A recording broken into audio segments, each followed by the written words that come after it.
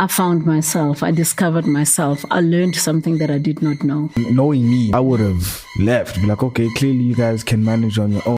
What I find with the younger generations is that X-Factor you.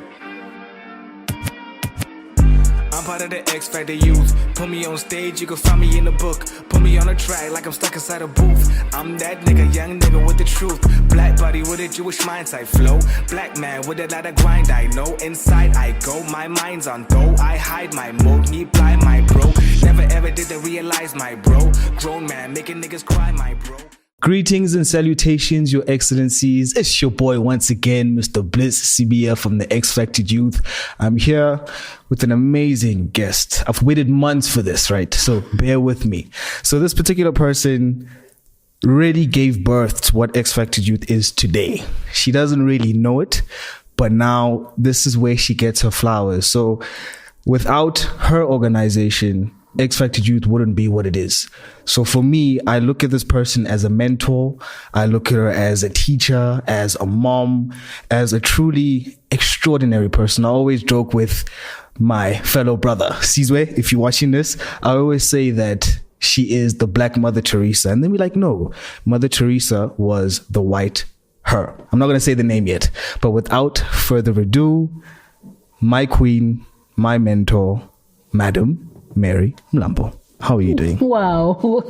I'm well and you, Bliss. I'm good. What an introduction. Thank you. And I had to. It's important what you do. And I feel like I just had to give you your flowers because I don't say it often, I know. But it's your moment now. So I had to make sure that I do it right. All right. How are you doing? I'm great, as always. How are you? I'm fantastic. I mean, Awesome. It's my birthday and I'm with you for my birthday. Of course. Happy birthday. Thank you. Blessings you so beyond much. measure. Thank you. I really, truly appreciate You're it. welcome. And now the X-Factor Youth gets a chance to see the person that kind of made me. You know, I think I always tell people that, you know, I've been to Germany or whatever, but they do not know who sent me to Germany.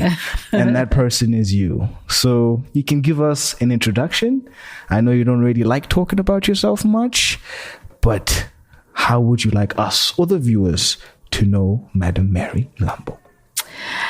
So, you know, you mentioned Mother Teresa. And I know somebody once said, hey, you are the modern day Mother Teresa. I'm like, no. I'm the modern day Mother Mary. She's not here. She's gone. So it's my time. It's me. So I'm Mother Mary. One day people will say there was Mother Mary, not modern day Mother Teresa. So yeah, I'm Mary Mlambo, born and bred in Soweto, White City. Grew up in White City. If anybody knows White City, then you will know where I come from. But with time and, you know, life changes, things evolve. And I found myself in Richards Bay since 2012. How did you find yourself there? So I went to Richards Bay. Let me tell you how the journey started. So my husband and I loved traveling. And, you know, at some point we were like, where can we go for holiday? So we had been to almost every small city in South Africa. And then he was like, let's go to Richards Bay. I'm like, what goes on in Richards Bay? It's an industrial little town. But because his cousin was there, he said to me, well, they've got a nice beach. It's a beautiful little town. I'm like, nah, all I know of Richards Bay is industrial. Then he says, well, my cousin is there. Let's go see. If there's nothing interesting, at least we'll get to visit my cousin. So that's how I found myself in Richards Bay in 2010, I think. 2011? No, 2010. That's how I found myself in Richards Bay. And I mean, we were in town at some guest house. Then when we drove through the village to go visit his cousin, I saw a very sad state of affairs in the little village of Mzingazi. When we drove past, you see young people walking around. It was during the day, in a weekday. There's a lot of young people walking around, some holding little children, some pregnant. Every second street corner, there's a tavern. And I had to ask questions like, what goes on in this town? And the wife to the cousin who's a teacher in one of the primary schools, she said to me, well, this is what Mzingas is about. Hopelessness, a lot of young people that don't really have ambition, don't have anything to do, challenges that they come across in school, in primary school.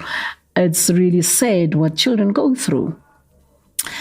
And then I was like, okay, is there any way that I can speak to some young people? So through connections, a lady organized about 13 young people. And I found myself sitting in somebody's rendezvous who loaned us their rendezvous. We were sitting there chatting to these young people. And the question I asked is that, what is going on? And they said, we are bored, we've got nothing to do. And like, what do you want? They said, we wish we had some place where it could be our own space as young people. So that's when I was like, okay, I've got an idea. I am going to build a youth center, which will be a resource center for the youth in Mzingas. That's how it came about. Yeah. And then what was the process like to actually getting to build that center? So the whole process was not an easy one. It was very difficult. I need to say that when all of that happened, I was still working. And 2011, I think. I might be mixing up the years. But I went to Ghana on a work conference. So I was a trainer for one of the other organizations that I volunteered for. So I went to Ghana to do some training. And while I was there, you know when you go to a country where you're going to facilitate a workshop, in the evenings, everybody goes home and you stay alone in the hotel. So I was there with the director of the organization, may his soul rest in peace, Mr. Kwame, who was a good friend as well. So, and then we went for a walk and we went to pray. And he said to me, you look very deep in thought. What are you thinking about? I said, there's this thing going on in the village of Mzingazi, and I've got a job, and it's a town I don't even know, and I don't know what I'm getting myself into. And he said to me, well, just pray for guidance, which I did. And when I came back, I did not think twice. I resigned, because had I left it and say, I'll think about it. So I resigned from work, and you have a meeting with the family and saying, you know what, life is going to be different, because now we will not have two incomes. There will now be only one income, which means we have to pitch some things in our lifestyle a bit lower than where we had pitched. Because, you pitch your lifestyle at a certain point, a certain level. So things had to change around. And moving to Mzingas, it was a challenge. You're not from there. You are basically, you're foreign. You've got a different accent, because I come from Soweto. I come from Gauteng, so I've got a Gauteng accent. My isiZulu is not up to scratch, and people frown, like, who are you? What do you want? And, you talk to people, you say, okay, because the first start was starting with a kindergarten, with a creche, ECD, I don't know what you call it, where you say to young people, you can go back to school. We'll assist looking after the children for you. Excuse me. And then people are like, what do you want? So part of the biggest challenge that I came across in the beginning was that I did not have a place to work from. I worked from I rented a room, one room, 4x4, one room. That's where I stayed. So, and I had like a 2-plate hot plate stove. So that's where we cooked for the children and everything. And then we would take the food to the container where we worked. So we worked in one little container. So there was a lady who had 2 children, 2 young children. One was a newborn, like the baby was brought to us when she was 2 weeks old. And then of course you report to the authorities and everything. And the social worker says, every time we want to see this child, can we find the child during the day, by the way, because in the evenings the child would go home. Can we find this child at your place? I'm like, sure, no problem. The situation at home was not very kosher. I think my mistake, without realizing that I was making a mistake, is that I said to the lady, which is the grandmother of these two children, I said, a friend of mine had said, should you be looking for somebody to adopt this child, she's willing to take the child. Oh my God. No. Big mistake. I didn't know that. So when the social workers came, a few months down the line, because I really looked after this child. Every time I came home, remember I just left corporate. So every time I came home, I would ask for donations. So I would get nice, beautiful, some new clothes, formula, food, everything for the children. Multivitamins, everything you can think of for the baby. So a few months later, when the social workers came to take these children, the baby, to take care to a foster care or where she could be cared for, temporarily as well, not permanent, the lady went to the Induna and reported me that I stole her child, and she's away because I had previously told her that my white friends want the child, my white friends in Joburg. So I actually want to go sell the child. I'm taking it under the pretense that the social workers took the child. That was one of the most difficult times of my beginning. So it was a process. It went through we even went for like a little court kind of type of thing, like a kangaroo court in a community hall where people were hurling insults at me, calling me all sorts of names. And then eventually it had to be resolved. I actually never said anything. When you know God and you trust God. I was sitting there in a community meeting and people were talking, and the social worker that took the children said, the child, sorry, not the children. They took one child, even though there was two. He said to me, don't say anything. I just want, before you can say anything, I just want to have a conversation with the granny of the child. And so he kept on asking questions. And this woman was answering like, didn't we tell you that we will take the child? Yes, you did. Does anybody work at home? Nobody works. Do you have formula for the child? No, we don't have.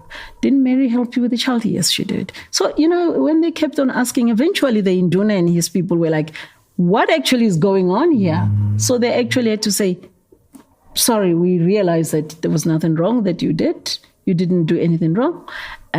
This woman actually sold us lies. Needless to say, the woman and I today are actually just good friends. Yeah. Because she came back to apologize. After a while, she came back to apologize, and she realized that I was actually helping her, but it was not easy. Hello, ladies and gentlemen, or your excellencies. The name is Bliss Sibia, and I'm part of an amazing organization or club known as the X Facted Youth. I am the founder and director, and we cease to exist to improve the lives of many young people across all socioeconomic spectrums. Your story is so powerful because knowing me, maybe I still have a bit of growth to do. I would have left, be like, okay, clearly you guys can manage on your own. What gave you that persistence to still be in a community that clearly is fighting back, but you still like the next generation will benefit from you being there? How were you able to balance that? So part of my personality is that if I start something, I have to see it through. No matter how difficult it is, should I give up, then I must have exhausted all angles for me to say, you know what? This is not worth it. Let's dump it. Let's move on. And yeah, you are right. I could have easily just said, you know what, I've got my life back in Joburg. Let me go back. I could go back to the corporate and carry on with life. But I was like, nah, I'm not going to give them the satisfaction. Because then if I leave, they're going to say, okay, Vele, we caught her out early. Otherwise, she would have messed us up. So no, quitting was not an option. Also, remember I said, I didn't say, I felt this was a calling. So you always go back to God and say, if you called me for this, you will give me a solution. You will make sure that you see me through. Yeah. That's why I never quit. I never gave up. Powerful. And then, I've spent a lot of time at Lungelo Youth Development. Yes. And what fascinates me the most is you black, you're a woman, and you've managed to corporatize. Just seeing the way things are structured there. Where did you learn that? So I worked in corporate in the insurance industry. And throughout my corporate work, I think the one place that really taught me that, and I'm grateful for it, is, I'll tell you another story, is I worked for Santam Insurance at some point, and it was one of the most difficult environment. They've got the history of being very Afrikaans and very, very, very rigid. You don't put a red and a white. If it's red, it's all red, Gotcha. All white, all of that. And so that way of working, I learned it from there.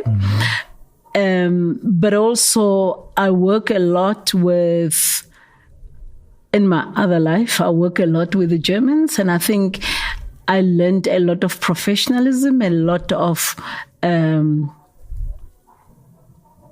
doing things the right way from the Germans and from the Afrikaners in Santam. So I'm also saying, who says non-profit should not be run professionally? Who says it should not be a corporate type of environment?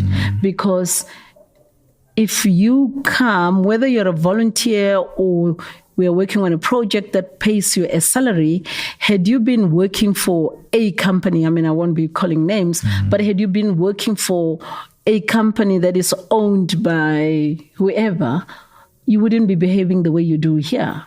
So why we are serving our own people? Why shouldn't we keep the standard?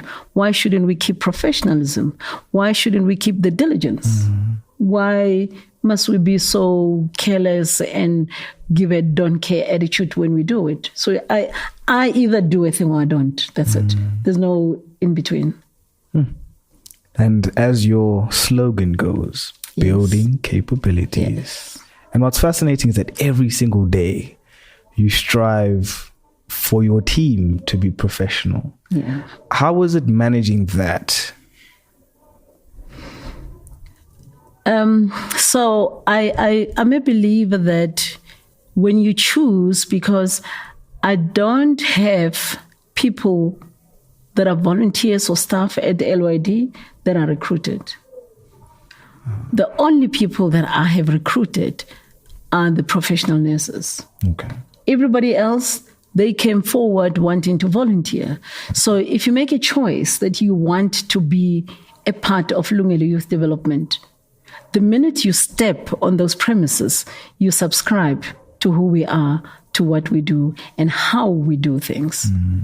So you are saying I'm going to deliver diligently, I am going to explore opportunities, and I am going to allow myself to be built, because we are all born with some capability. I actually want to give you a quote from Maya Angelou, if you allow me. Oh, yes. Okay. Please do. So we are all born with something that we are very capable. And all that we need is for it to be built. So the quote from Maya Angelou says, one isn't necessarily born with courage, but one is born with potential. Without courage, we cannot practice any other virtue with consistency. We cannot be kind, true, merciful, generous, or honest. So we are born with something, all of us. We just need to build on it and grow. Wow. So for the viewers Yes. that really want to get to know LYD, I mean, it's easy for me to elaborate on it, but just for the viewers, what is LYD through your eyes? So Lungelo Youth Development is a resource center for the young people. It's a safe space. It's a place where we say, I am sad to see someone come through LYD and leave being the same person. It's a space where you should say, I found myself, I discovered myself, I learned something that I did not know. It is a stigma-free environment. It is an environment where we say, we allow you to be. You have got the right to be. So that's where the word Lungelo comes from, that you have got the right to be you. You've got a right to be exposed, to be your skills honed. You've got the right to be given a platform to grow, to be a better person. You have got a right to get out of the complaining and the expecting mentality. You've got a right to be saying, I stand out. I want to be me. So that's what Lungelo Youth Development is about. It says you've got a right to be. We give you the platform. It's up to you how far you push yourself. Very fascinating. And then, and you, over the years, to me, you've managed to find, I mean, you have a talent for finding the right people for certain positions. And I've seen the way you move, that you're very strategic and you are able to plant a seed 3 years before, knowing that, okay, in 3 years' time, I might just need you, but let's just keep you within the distance for the right time. Where did you learn that? As much as I'm the kind of person that everywhere I go, it does not matter who I come into contact with. It could be an elderly person who sits on a street corner that is selling corn, or in a corporate boardroom where I come across high-profile people. It doesn't matter. For me, a human being is a human being. They possess something that I can learn. So I always learn. So I cannot pinpoint where I learned it from, but I get it from somewhere. But above all, look at the story of the mustard seed in the Bible. Have you seen a mustard seed? I've seen it. So look at a seed, when you plant a seed, and tomorrow you find a lemon tree, huge tree. But think about the seed that was planted there. It didn't grow immediately. Somebody had to nurture it. Somebody had to look after it. Somebody had to water it. Somebody had to take out the weed and let it grow. So this tree started from somewhere. I can also say it is something that was planted in me as a child. I come from a family where there's no room for excuses or complaining. Life goes on. If it happened, it happened. Move on. You cannot dwell on that. What changes? Nothing changes. So find a solution, find an alternative. So wherever I fell, that was planting a seed. So if I fell there, I planted a seed, then I must take out the weed, which means I must move away from what made me fall and nurture what will grow tomorrow and serve me or serve a purpose. Yeah. And then if let's say I was friends with the Mom Mary in high school. Yeah. Who was Mom Mary in high school? I don't know. I don't even have friends from high school. I didn't have friends. I was friends with my own sisters and my own brothers. I come from a very big family. There's 7 of us at home. And we didn't have friends outside. For various reasons, but basically we were told there's enough of you at home. You'll be friends with each other. But in high school, I was just one of those average girls. Didn't stand out, didn't do anything extraordinary. Who failed matric, by the way. Okay. Yeah, I failed my matric. I will not tell you in which year because then, Gotcha. but it was those years of things were rough in the 80s. So things were rough in that year. I don't even remember if we wrote, but I failed my matric. I had to repeat. So I was just one of those. Can't even remember myself. And now you are an international speaker. You travel. Yes. How did you get into that space? There, I'm very curious. Okay. Here I'm going to mention people's names. Got you. So there's an organization called AFS. Okay. Originally, it was called American Field Service, but it's not American Field Service anymore. It is AFS. And I lived in Soweto, Edlamini. And our neighbor was, this family had a lovely young man called Bongani Kumalo. Today he's a mining guru. I think the last I knew he was CEO of Exaro. Yeah. Bongani was a lovely young man that we just adored in my family. My husband and I just loved Bongani. And he just knew how to play on my emotions. So Bongani was volunteering for AFS. Okay. So they used to host students that come from abroad, that come to school in South Africa, and students were hosted in families. So there was a girl from Finland who was in a family in Cape Town, and it was school holidays. He wanted to come to Soweto. I mean, who wants to come to South Africa and not come to Soweto? So this girl was in Cape Town, but he wanted to come to Soweto to come spend his school holidays there. And Bongani could not find a host family for him. Then he knew that there's the Mlambos next door who really liked him. And Bongani came to us to ask, and we're like, and I'm one of those. I mean, I come from that era. So I was like, a white person in my house? No. A white person sleeping in my house? Nah. But the young man had us around his little finger. So he was like, okay, let her sleep one night in your house. And then I will move her. We will find her family. And the young lady was hosted in my house for that day. And needless to say, here we are today. More than 20 years later, I cannot count the number of people that have lived in my house, that were hosted in my home from various parts of the world. Yeah. So that's how I came into that space. So it was a space that was interesting for me. And I was like, well, I just learned that this young woman does not even understand what's going on in South Africa. She has got no clue about the history of South Africa. So maybe I should allow myself to understand how the rest of the world thinks about us. And then I got invited to the committee meeting or chapter meeting.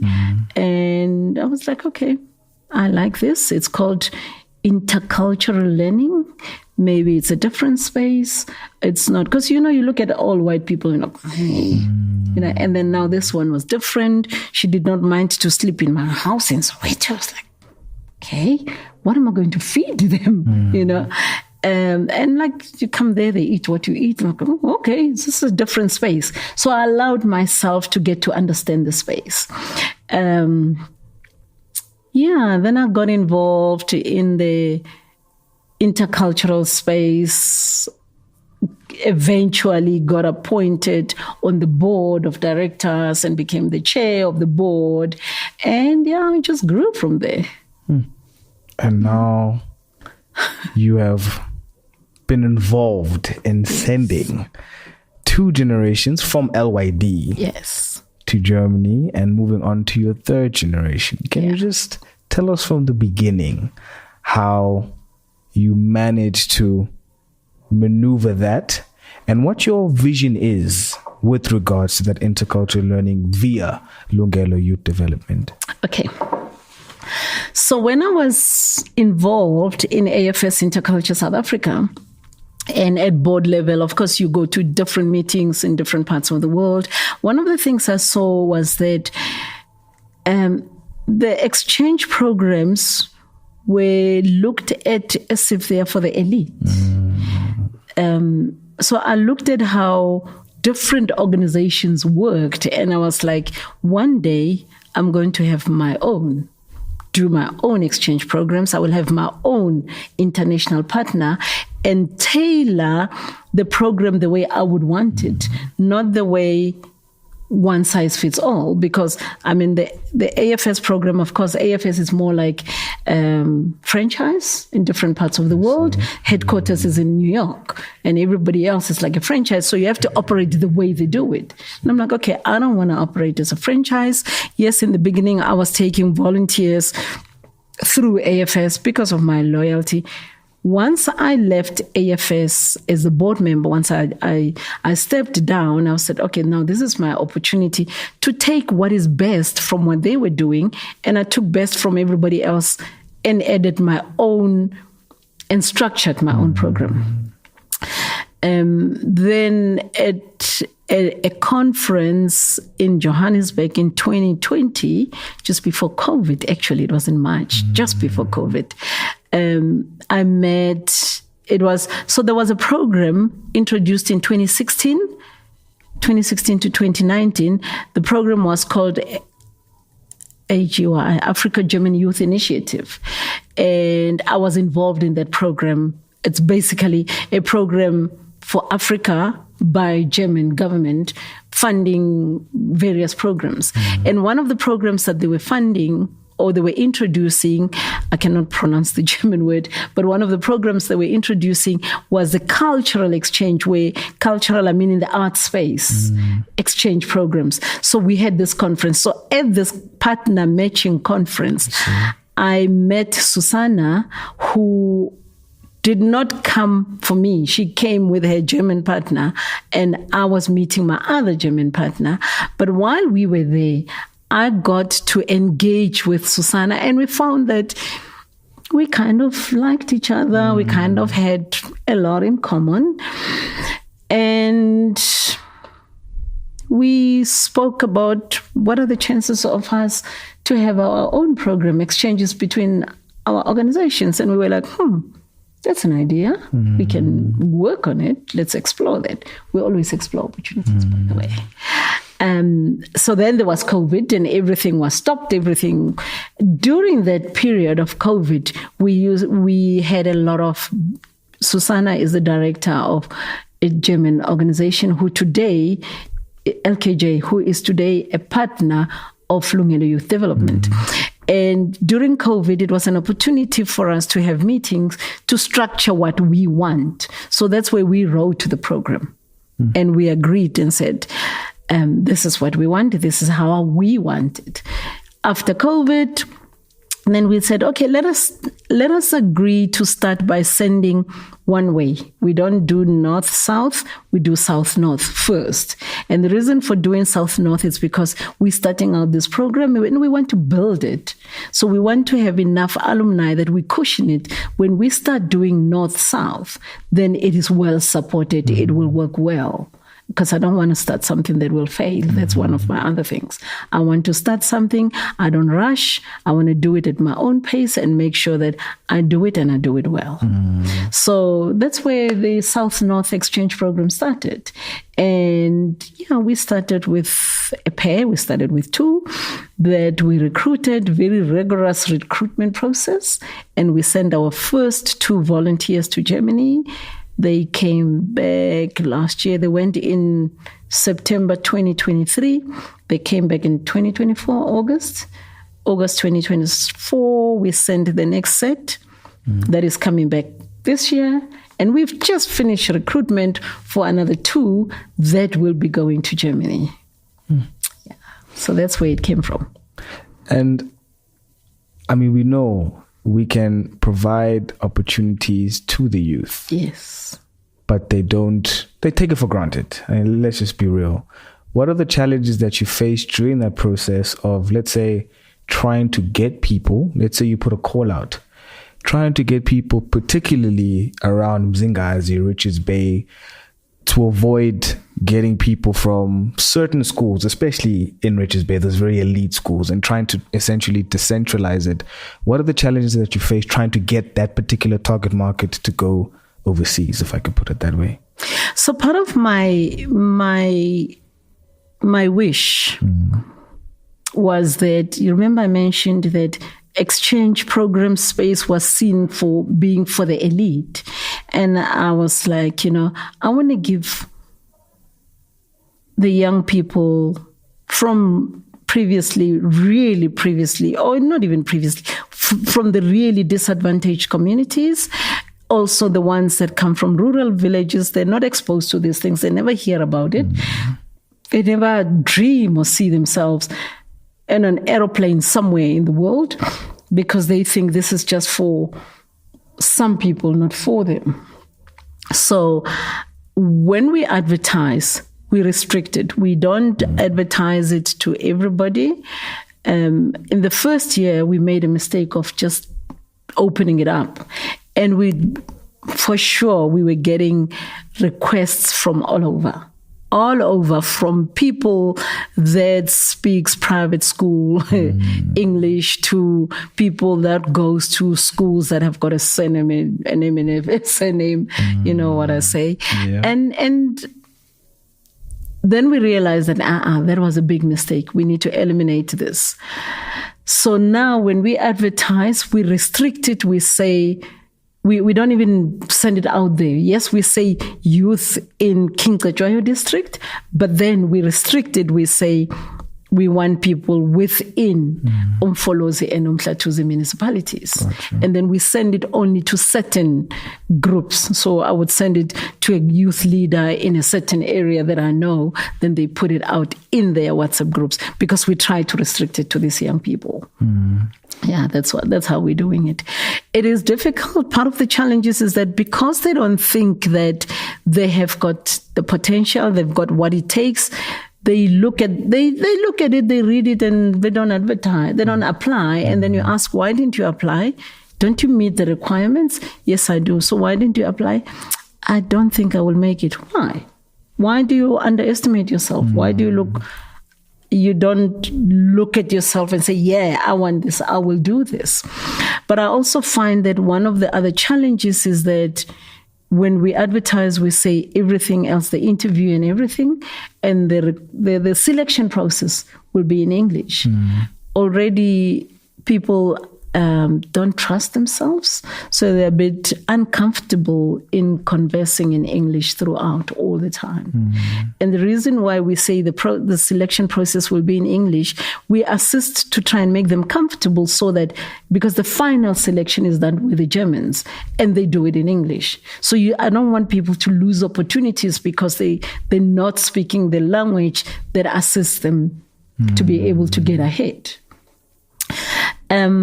Some challenges are from parents, that you find parents that says, I cannot let my child go so far away. What's going to happen? What if they die when they're there? And I'm like, why do you think about dying when they're there? What if they die if they're in South Africa? You're going to wake them up. It's the same thing. If they die while they're there, they will be repatriated back home and you'll be able to bury your child. So they could die while they are out of the house to the mall, because people think of the worst. Yes. People are scared and not comfortable. When I brought that in the area, it was a foreign concept. And that's when people were calling me all sorts of names, thinking I'm there to steal their children, thinking of human trafficking. How do you get to send somebody so far away to Europe where they don't pay a dime? It's all for free. How come? So what's in it for me? Am I selling them? So for them, there's a lot of questions. There's a lot of uncertainty about it. So those are some of the challenges. And really, congratulations. Thank you. From having it as an idea to now having two alumni, and then next The year, third cohort is about to go. you know, and you just keep expanding. What is your overall, for them in particular? Yeah. What is your vision for those that have gone through LYD? What do you want them to come back and achieve? Because it's not a vacation. They are there to build their own capabilities. But what do you want for them? I want them to come back and be the little light that will shine. Mm-hmm. The little light that will say, it is doable, it is possible. A little me from Zingazi did go spend a year in Germany, did go and learn some skills, did go and be exposed to learning a different culture.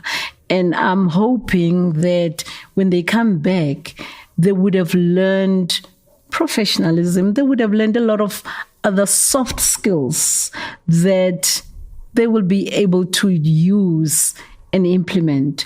But above all, I'm hoping that it will make their CV look better and open doors and other opportunities for them in life. That's my wish.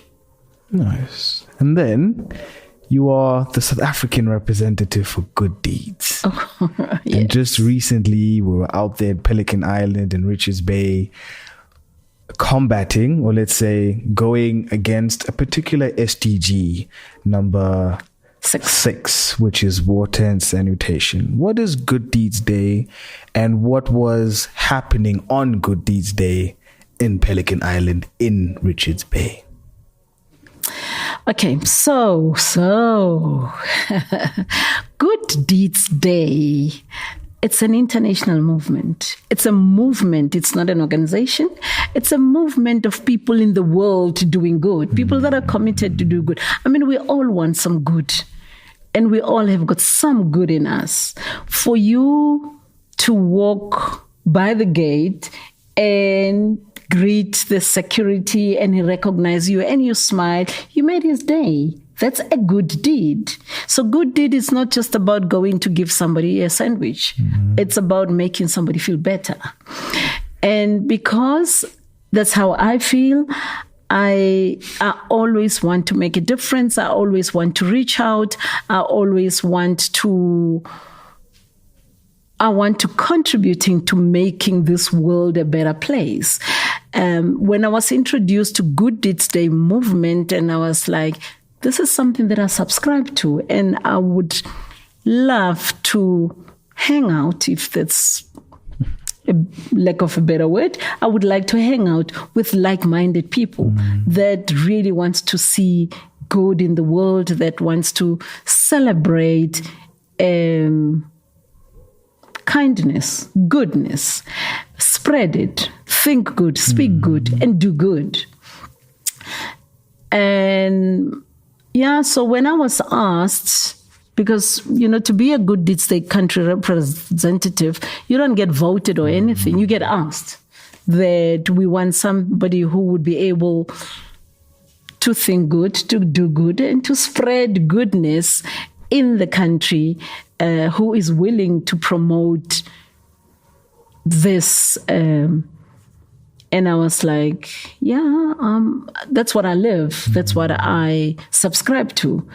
And I'm willing to do it. So they gave me an opportunity that, do you want to try? I'm like, yes, I want to try. And 3 years later, we are here. For me, I would one day want to see the whole of South Africa celebrating Good Deeds Day. So it is called Good Deeds Day because we say one day in a year, just one day in a year. It happens around April every year, just before Easter or just after Easter. Every year in April, actually before, where everybody in the world does something good for that day. Let us all forget negativity. Let us forget the bad, the wars, the famine, every negative thing that's going on in the world. Let us all celebrate goodness. Let us all spread goodness. Let us all be kind to each other. You know, And because in South Africa we have got the 18th of July, which is the Mandela Day, Good Deeds Day is like Mandela Day. But then let us not make Mandela Day once a year. Let us make Mandela Day every day. So let us make every day a Good Deeds Day. That's what it is. What we do in our organization, we base our Good Deeds Day activities on Sustainable Development Goals, because the United Nations works on Sustainable Development Goals, and they're very relevant in our communities. We use performing arts. So water and sanitation is one of the big issues in the community where I work in Richards Bay. And actually, it's one of the issues in South Africa. I mean, to this day, we still have got children that die in a pit toilet somewhere in a village in South Africa because we don't have proper sanitation. We don't have good sanitation. Look at all the rains at the moment. We're not harvesting rainwater. We've got water everywhere. Yet today, actually, I saw a message today from one of the ward councillors in Mzingazi saying there will be no water in the community. And yet it's been raining nonstop for 2 weeks. People's houses are submerged in water. So we're not harvesting rainwater. We've got issues with water. We don't have proper clean water. Think about people that do not afford to go buy water because tap water is not healthy. It's a health hazard. So that is why we chose Sustainable Development Goal number 6 that says clean water and good sanitation for everyone. I see. No, it's a beautiful movement, and what I enjoy is that you're creative, man. I mean, as much as you claim you're a slow learner and all that stuff, we see you, and I think for me, an X-Facted youth, knowing that what you are doing for that particular community, we want to assist and try spread that. And I learned a lot from you, and I know that I'm still learning from you. If we were to switch roles, knowing what you know now, and let's say you had a second chance to be young and to use the resources given to us in this particular time. I mean, now we're in the 4th Industrial Revolution. It's no longer apartheid. What would you have done differently? I would have done good. What's your question? So let's say you had this dream in your early 20s to have a Lungelo Youth Development. And through the years of having Lungelo Youth Development, if you were to switch it now, and let's say I am you, you are me, and we are able to use what we have now in my generation, what would you have done differently? Because there's always this thing, the older generation is like, yo, if I had those opportunities that you had, I would be doing this, I'll be doing that. And there's that stigma that we take things for granted as the younger generation. And you guys, which we admit to a certain degree, that you are able to, when there's a small opportunity, because you've been deprived from it, you are able to squeeze as much out of it. So let's say you had an opportunity to grow this brand called X-Facted Youth or grow LYD. What are those small nuances that you would have done differently to make a larger impact in a quicker space of time? But also, what other things would you have picked up that you feel like you can integrate into Lungelo Youth Development, whether from another organization, from other podcasts, from movies? What would it be, in your opinion? It would be to go deep, not to sit and expect things to come to me. What I find with the younger generations is that I think you're spoiled for choice, yet you don't make the choice. I don't know if you know what I mean. You really are spoiled for choice. You've got a lot of options, and yet you don't go for it. You wait for it to come to you. We are quick to point fingers at the government, and I always ask, who is the government? Why are you not the government? And exactly the same question that you're asking, I always ask the young people, if tables were turned, and you were the president in Ramaphosa's place, what would you do? If the whole cabinet was on an aeroplane, God forbid, was on an aeroplane from Pretoria to Cape Town, and they were all wiped out, who will step in and take over and run the country? So stop pointing fingers at the president or the current cabinet and do something to make sure that you make a difference. They can only do so much. What are you doing? You've got all these platforms. Who are we reaching out to? We're all sitting on gadgets. I mean, children don't even talk to each other. You walk into somebody's house, a child does not even lift their head. They don't know who's there. They're just here. You can come in and ask, hey, I'm looking for your mommy or your daddy. Oh, they check they are there or they are gone out. They don't even lift their heads to look who is there. They're sitting on the gadgets. Adults, they sit in a room, 6 people sitting together. Everybody's looking on their gadget. Nobody's looking at each other. And yet, what are they looking at? Where is the dream of Martin Luther King that I have a dream? What are we doing about that? So somebody did something years ago. What are you going to say? What legacy are you leaving? Who is going to say Bliss was here? Who's going to say somebody that was born in 2000 was here and this is what they have done? Why are we sitting? I'm sure if tables were turned and I was born in this day and age, I probably would have my own app instead of sitting on TikTok, on WhatsApp, on X, on whatever other app that somebody else created and I don't create my own. That would work for me. That would assist to create opportunities, to generate income that will assist the economy of our own country. I would have done that.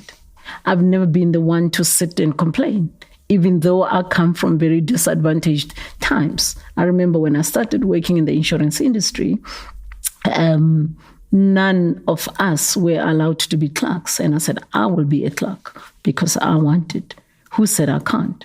And when there was some exams and I said, can I also write? And no, you cannot write this because it's reserved for certain people. And I was like, but who says I cannot pass it? Let me write. I do have a brain like all of them. Let me write and let's see. And I actually passed it. So it's going for it. It's not sitting and complaining and find fault with everybody. You're not an angel. You are also, you make yourself a victim. So if you sit here and complain, oh, Mina, but I didn't get this because nobody did this. What did you do? You're not an angel. None of us is. So go out, grab it, and go for it. Give it a chance. If you fail, you failed. Try again. I failed matric and I tried again. Gotcha. And look at me today.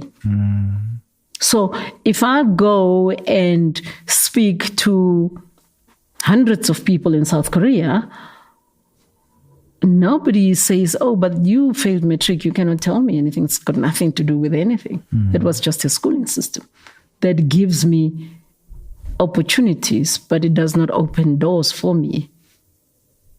It brings me a few steps closer, but it doesn't push you. You have to push yourself. And the NPO space. Yeah. I don't know. I feel, and you could correct me, but there's always, every day there's like a new NPO, a new NGO, but they don't understand what it means to have an NPO. In your opinion, what are the misconceptions around running particularly a non-profit or an NGO that you feel like the next generation of those who want to make a difference just need to think about before they decide to go to a Department of Social Development to register as an NPO? You need to know, why do you want to start a non-profit organization? It's not a business. It is a non-profit. There's no profit in it. So why do you want to start a non-profit organization? I know of quite a number of people that would come to me and say, I want to start a non-profit organization and I would like you to mentor me. And I say, why? What do you want? oh, I want to be able to apply for funding. And I'm like, okay, you're in the wrong space. You're not supposed to be speaking to me because I'm not in it for funding. Funding will find me. I don't go out looking for funding. It will find me. I know you don't like that, but it's people have got a wrong idea about NPOs. People are in it for chowing the money because they think we chow a lot of money, and I still want to know where do we get that money. Where maybe I still have not found it yet. I need to know where do people get it from, because people think, oh, NPO people get a lot of funding that they don't use for the community, they chow it. Also, we find that people that want to clean their money, they think they can use the nonprofit organizations. I'm not one of those. That I always say, no, thank you. Unless I get trapped, but I've never been in that position yet, get trapped to accepting money that it needs to be cleaned. I also, you need to know and have you need to be decent as a nonprofit organization. I do not take, for instance, when somebody says to me, I've got old clothes that I want to give away. I'm like, old clothes belong in the bin. They don't belong to people. People, you don't give them old clothes, you give them extra clothes that you have. I've got clothes that I want to give, not old clothes that I want to give away. What must I do with your own things, your old things? They're old, they're worn out, then they belong in the bin. You treat people that run NPOs and the beneficiaries as human beings. They're also human beings, they're decent. They're just not as fortunate as you. You don't cook food and say, I'm going to feed.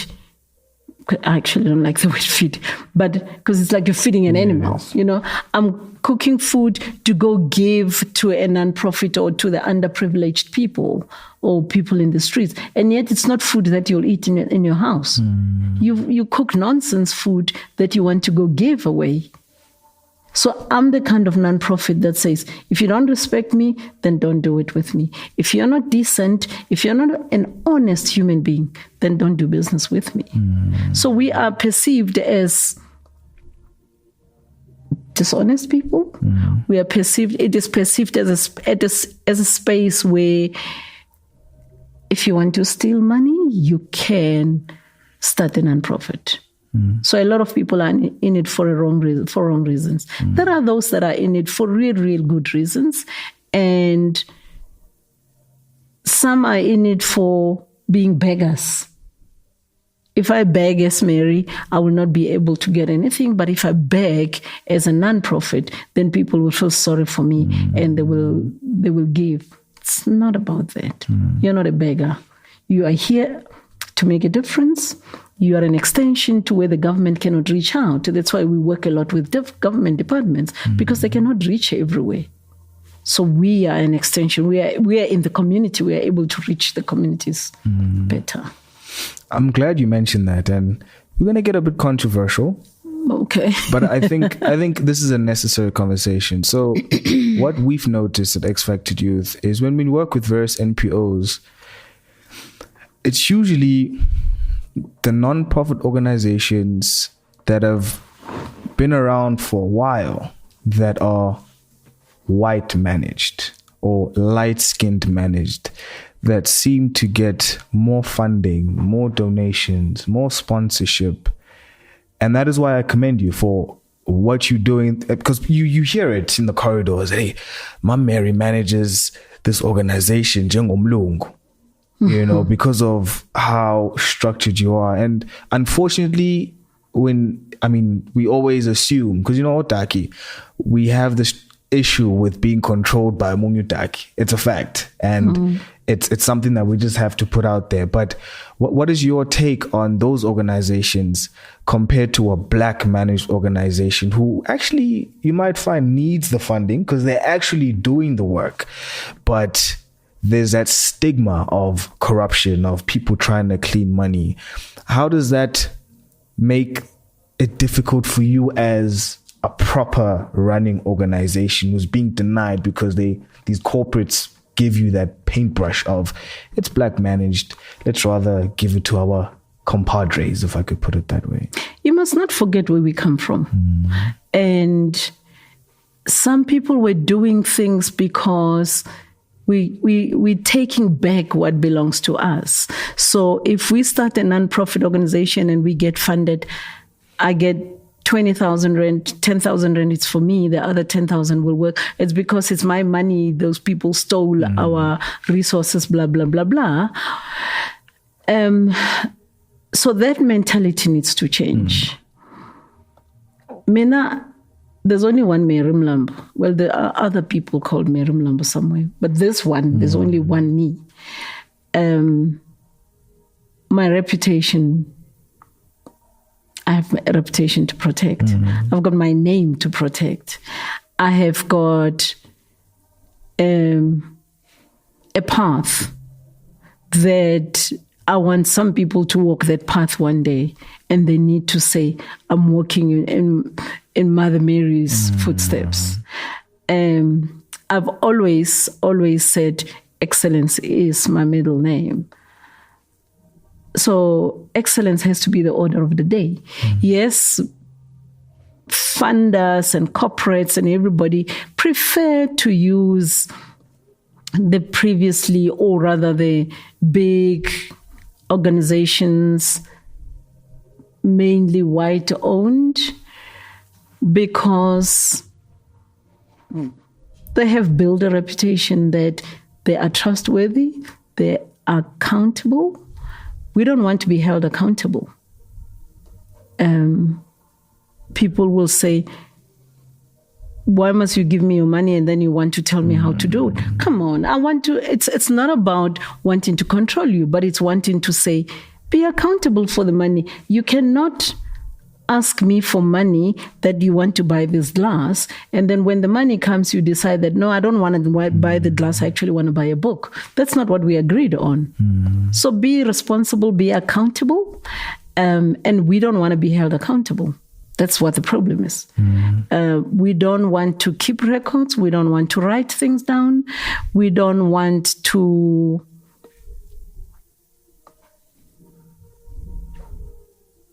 we don't want to. Honestly, it's about accountability. It's about saying, I did what I wanted to do. Then people will trust you and say, okay, so you said you want to buy a glass, you bought a glass. Then I will give you more to buy 6 more glasses. So that's where the difference is that number 2 is that we were not taught money management. It's not in most of our black communities. Managing money is just not one of our things. We were just never taught.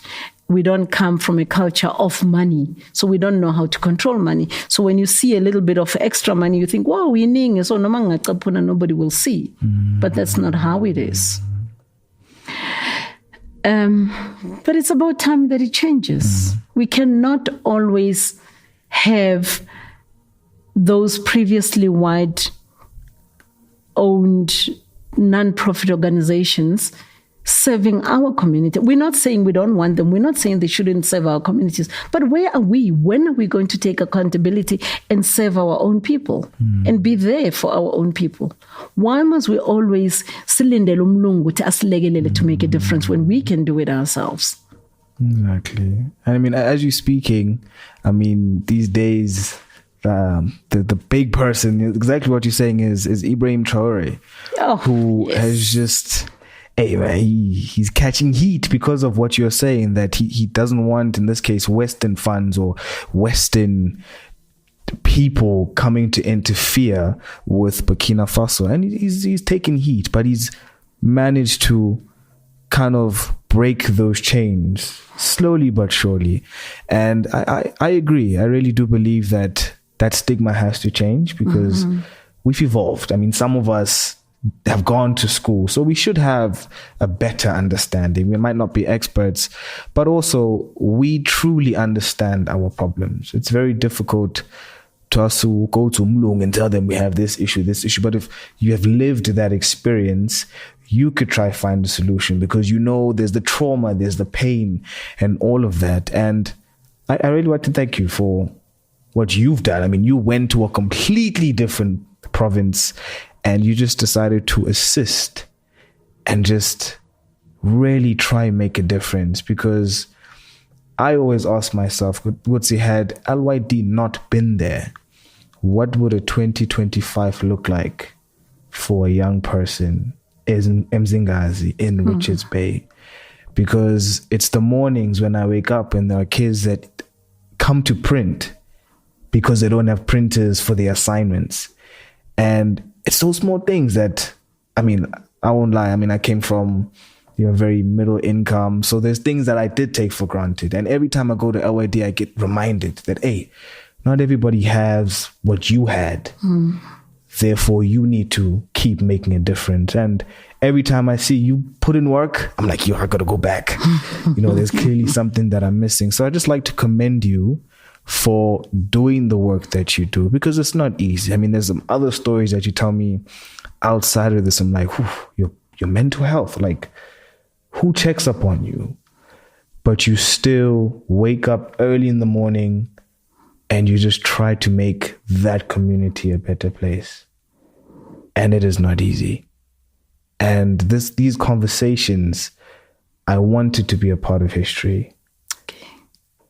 Because it's amazing. It really is amazing what you're doing. You've just mentioned sorry to interrupt while you're speaking. You just mentioned that the stigma has to change. We must change it ourselves. Nobody's going to do it for us. Exactly. Honestly, nobody is going to do it for us. We have to do it ourselves. And I've seen it in places where you go to meetings.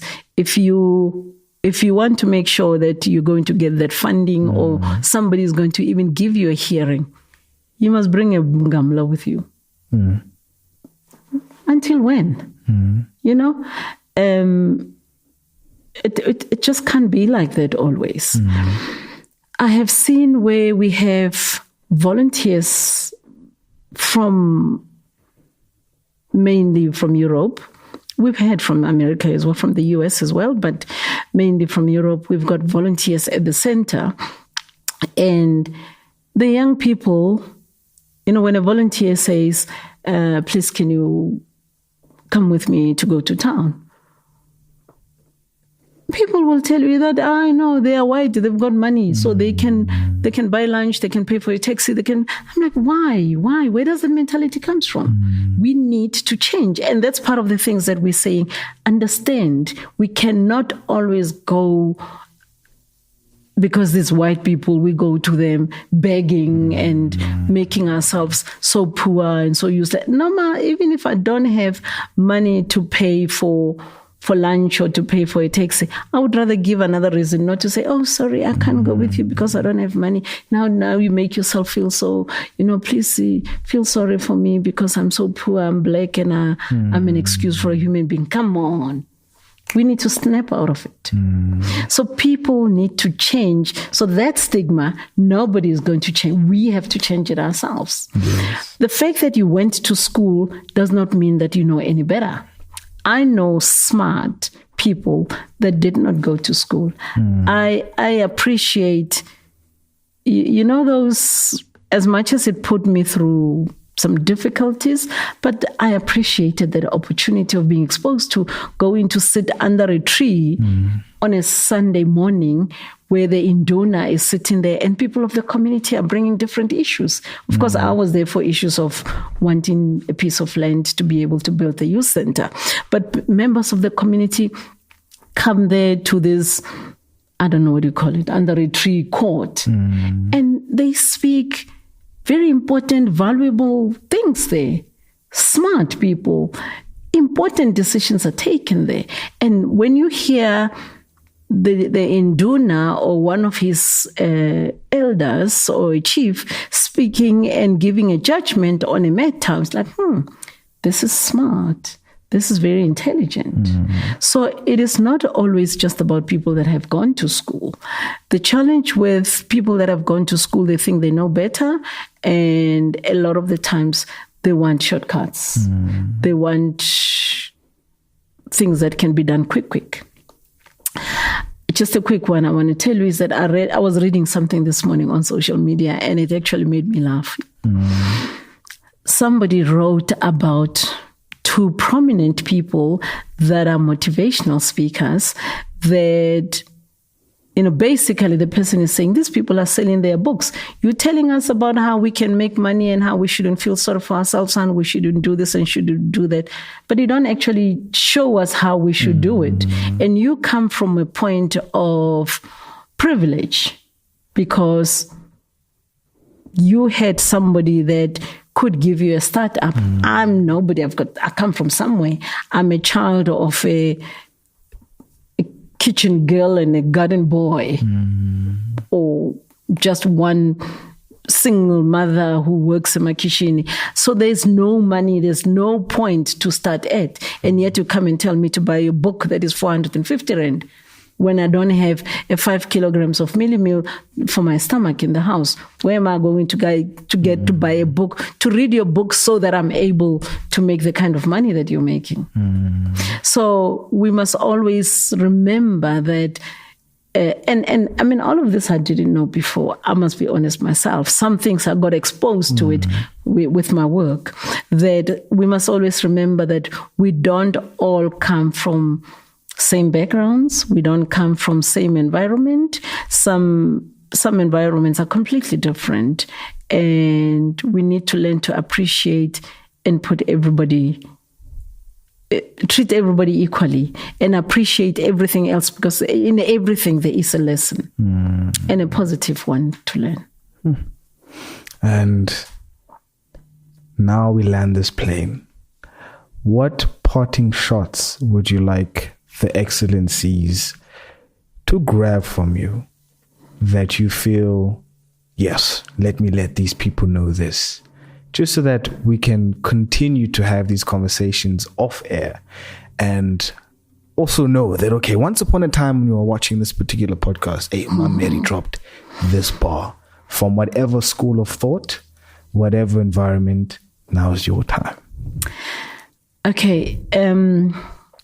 This is actually not mine. I will quote it, but it's not mine. It was one American president long time ago. I think somebody Truman.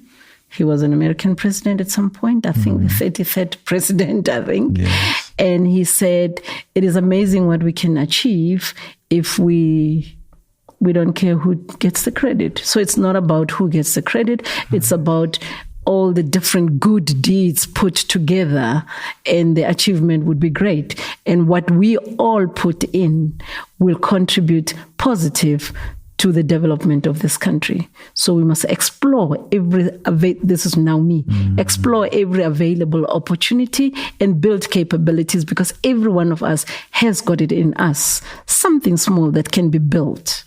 It does not matter what steps you take. The fact is, there is something that you can do that can build this community, that can build our young people, that will run this country and make it a better world, a better South Africa, a better Mzingazi, a better whatever area for all of us one day.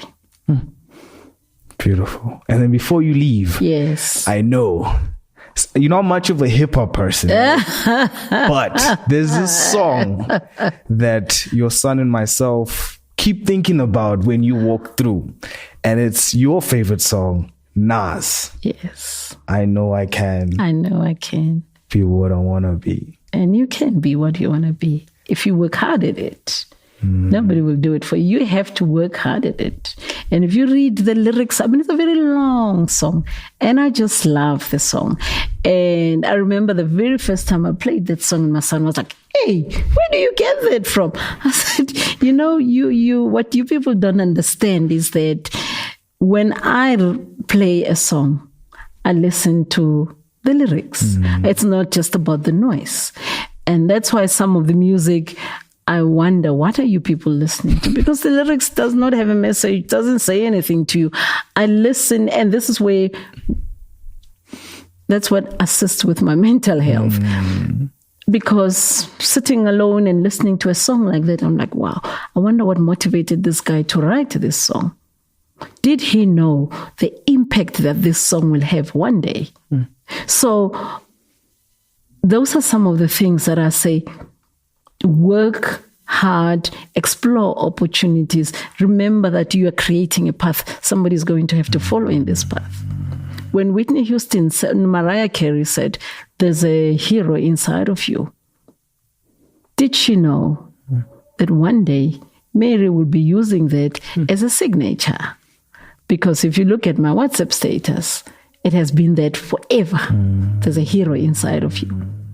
It's up to you to awaken that hero. It's up to you to say, you are the hero. You can be what you want to be and work hard at it. You, nobody else but you. It all lies with you. Indeed. And where should the excellencies follow? Where can they get your work? Just give us a shout out social media wise. Like, let us find LYD. Okay. So my personal social media, my Facebook is Mary S. Mlambo. Mary, not M-A-R-R-Y, and not Merry Christmas, just simple M-A-R-Y. S. Mlambo, M-L-A-M-B-O. Lungelo Youth Development is on Facebook. Everywhere else we are right to be. It's a right to R, capital R, small y, T, alphabet 2, number 2, and alphabet B. So it's right, as in because we were trying to be hip with the young people. That's why we didn't say right as in the rights, but RYT. So it's right to be all social medias. We can reach us there on TikTok, on Instagram, on X, everywhere. We are there. Thank you so much. You're most welcome. Thank you for the opportunity. And we are X Factored for excellence, or whatever you call the X for. We are there with you. Thank you for the opportunity. And it's a pleasure working with you.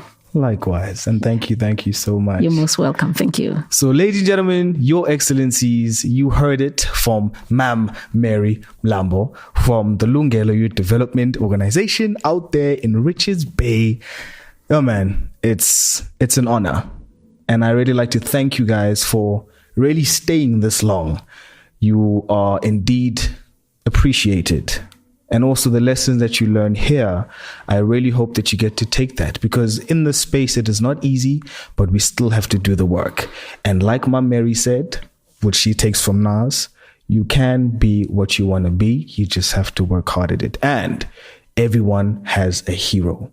It's time to awaken that hero. This is X Factored Youth, and this is the X Factored Show, where we bring excellence, exceptionality, extraordinariness, and the urge to exceed expectations. Thank you. I'm part of the X Factor Youth. Put me on stage, you can find me in the book. Put me on a track like I'm stuck inside a booth. I'm that nigga, young nigga with the truth. Black body with a Jewish mindset.